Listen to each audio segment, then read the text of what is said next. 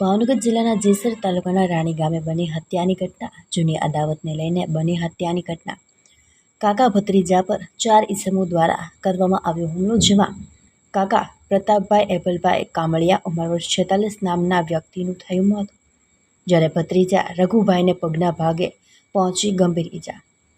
મળતી માહિતી મુજબ રાણી ગામે બાબુભાઈના ખેતરે જેસીબી ચાલતું હોય, જ્યાં હુમલો કરનાર વ્યક્તિઓ દ્વારા રઘુભાઈ બાપભાઈ કામળિયા સાથે ઝઘડો કરતા રઘુભાઈ દ્વારા તેમના કાકા પ્રતાપભાઈને ફોન કરીને બોલાવતા ત્યાં ઉભેલ દેવશીભાઈ ભગતભાઈ ગીડ, મામૈયાભાઈ ગીડ, રઘુભાઈ મામૈયાભાઈ ગીડ અને અશ્વિન મામૈયાભાઈ ગીડ દ્વારા પ્રતાપભાઈ અને તેમના ભાઈના દીકરા રઘુભાઈ કામળિયા પર કુહાડી, ધારિયા અને પાઇપ વડે હુમલો કરી દેતા આ હુમલામાં પ્રતાપભાઈ અને રઘુભાઈને ગંભીર ઈજાઓ પહોંચી હતી.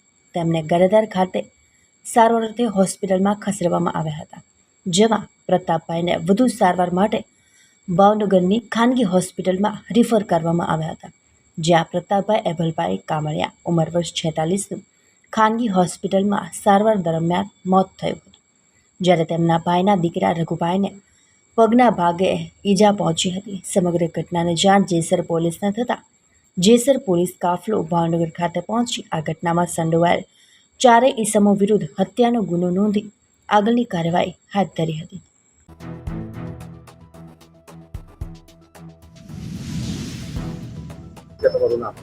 મારું નામ રણજીતભાઈ મંગળુભાઈ ખુમાણ, મારું ગામ પાડરસિંગા, હું હાલ સરપંચ છું. આજે મરનાર વ્યક્તિ છે એ તમારે શું થાય છે?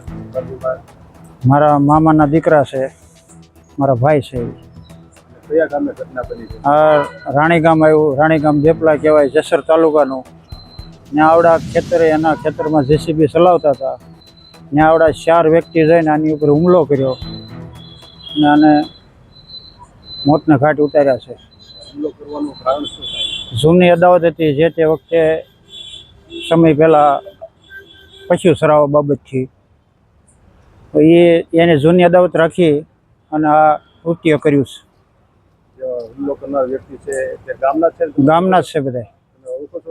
હા. એના નામ તમને ખબર છે? હા. શું નામ? એકનું નામ દેવસીભાઈ છે, એકનું નામ મામૈયાભાઈ છે.